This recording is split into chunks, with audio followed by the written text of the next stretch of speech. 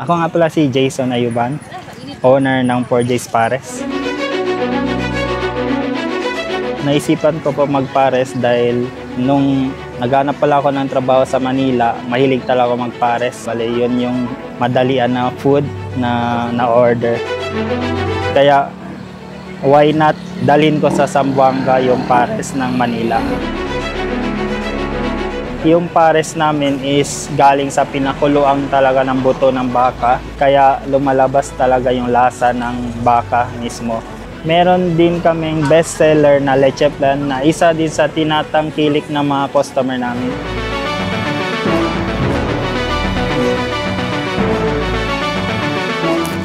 Sa video na to, ihanda ang tiyan kasi malulunod uli kayo sa sarap ng panibagong episode ng Sambo Eats. Nandito muli kami sa Mercedes Cabaluay Bypass Road. At this time, binisita namin ang kakabukas palang stall ng 4J's Pares at iba pa. Tara at samahan ninyo kami at pakinggan muli natin ang kwento sa likod ng 4J's Pares at titikman muli natin ang kanilang pares at ang kanilang special na leche flan.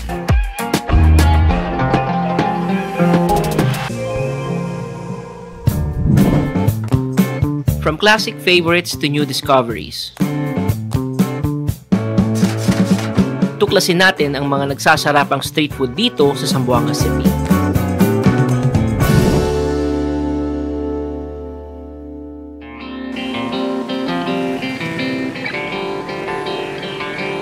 Na-feature na namin ang 4J's Pares at iba pa sa nakaraan naming video.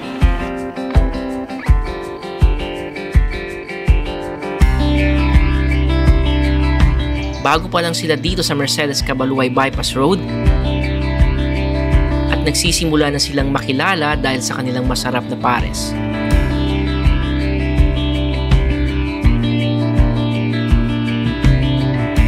Naisipan nilang mag-expand dito sa Mercedes Cabaluay Bypass Road dahil isa ito sa mga dinarayo ng mga naghahanap ng masarap at murang pagkain dito sa Zamboanga City. Ako nga pala si Jason Ayuban, owner ng 4J's Pares. Meron po kaming main branch doon sa Pasonangka. At ngayon, welcome po sa bagong branch namin dito sa Cabaluay, Mercedes Diversion Road. Kakabukas lang namin last week.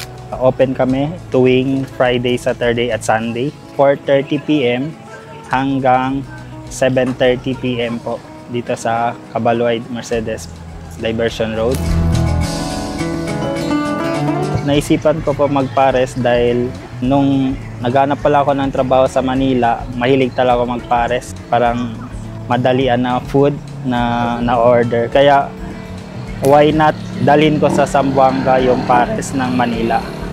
Pumatok naman siya, may tumangkilik naman, salamat sa mga regular customer ko.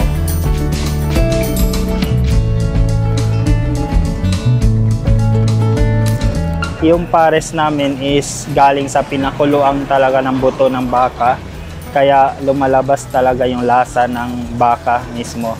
Aside sa pares, meron din kaming bestseller na leche flan na isa din sa tinatangkilik ng mga customer namin. Yung leche flan namin kakaiba, di masyadong matamis, tamang tamis lang. Creamy talaga yung sa loob pag ginamitan niya ng kutsara pag kinain niya. Pag may free time kayo or hindi kayo busy or nagugutom kayo or baka mapadpad kayo sa Pasonangka, may branch kami sa Pasonangka sa may Island Drive. At pag gusto nyo naman pumasyal at kumain ng pares, magpasimoy ng hangin dito sa Diversion Road, dito din kami located malapit sa Takoyaki Street, Diversion Road, Mercedes branch, every 4:30 PM to 7:30 PM.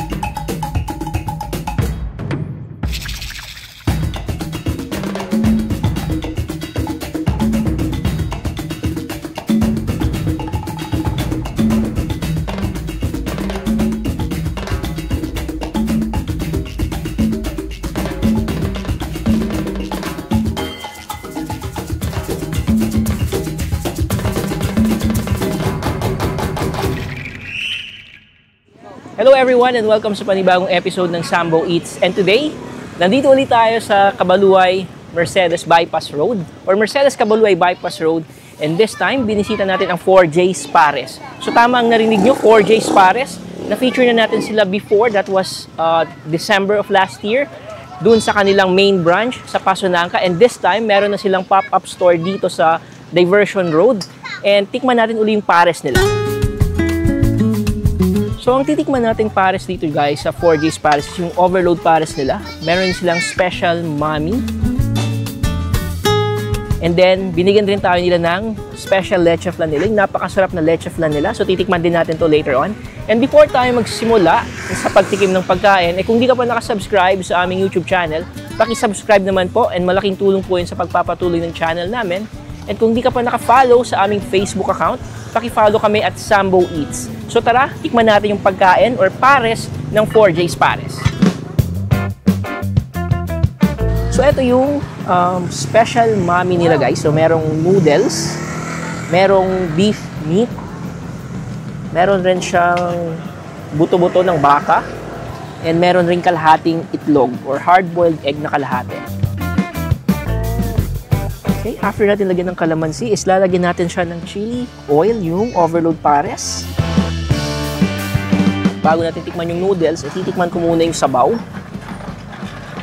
So, haluin lang natin ng konti.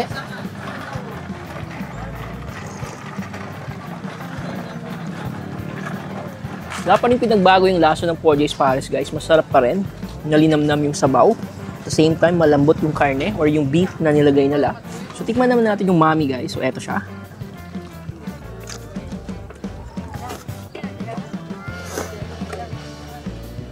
Napaka-firm ng noodles. Once again, walang pinagbago. Consistent pa rin yung lasa nila way back nung unang natikman natin yung pares nila way back December. So, ganun na ganun pa rin yung lasa. And yung sabaw, masarap pa rin. So, kuha tayo ng karne. And sa halagang 100 peso guys, ito na yung makukuha nyo. Siksik sa laman, di tinipid yung sangkap. At the same time, masarap. And garantisado akong sulit yung ibabayad nyo sa 100 pesos dito sa special mommy ng 4J's Pares. After natin tikman yung special mommy guys, titikman naman natin yung overload pares. Overload siya kasi ang dami nung sangkap. Merong siomay. So may siomay siya, merong itlog, and madaming karne ng baka. Dito sa Bypass Road, yung pares or overload pares nila is may kasama ng 1 rice. And then wala siyang bone marrow kasi yung bone marrow is available dun sa main branch nila. Pero meron naman silang option na magdagdag nung buto ng baka, which is yung pinakita natin kanina. So tikman na natin yung pares. So haluin ko lang. Kuha lang ako ng siomay. Then kuha tayo ng karne ng baka. So lagyan lang natin siya ng meat. And then, lagyan natin ng siomay. So, eto siya. So, the perfect bite. Ayon kay Ninong Rai. So, eto siya. The perfect bite ng 4J's Pares.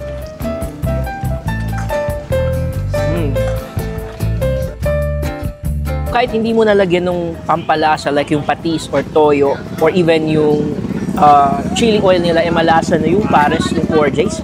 Once again, yung overload pares nila.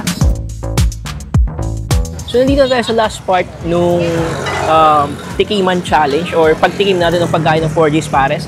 And again, binigyan nila tayo ng special leche flan nila. So, eto yon. Kung maalala nyo, way back December, nireview natin yung leche flan nila which is sobrang sarap and napaka-creamy. So, tikman natin kung same pa rin or consistent pa rin yung lasa ng leche flan nila. So, kuha tayo. First bite.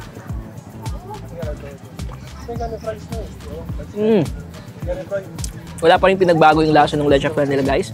Creamy pa rin and masarap. And tamang-tama kung naghahanap kayo ng dessert or something sweet, pwede nyong tikman itong leche flan ng 4J's Pares. Once again, 100 pesos lang to. Ito na yung kagad yung makukuha yung leche flan. So hindi lang siyang manipis. And napaka-creamy niya, napakasarap. And halatang hindi tinipid yung ingredients ng leche flan ito.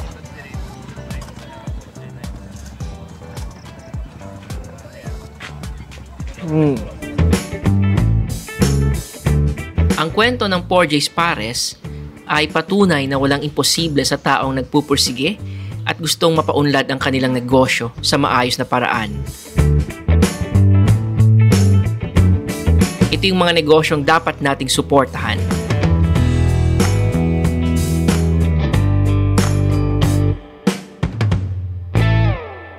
So nandito tayo sa last part ng ating video, guys, and before we end our episode for today, we would like to thank 4J's Pares for accommodating us. So once again, kung mapapad kayo dito sa Mercedes Caballuay Bypass Road and kung naghahanap kayo ng sabaw na mainit and masarap, pwede nyong puntahan yung booth or pwede nyong puntahan yung store nung 4J's Pares at tikman yung pares at mami nila.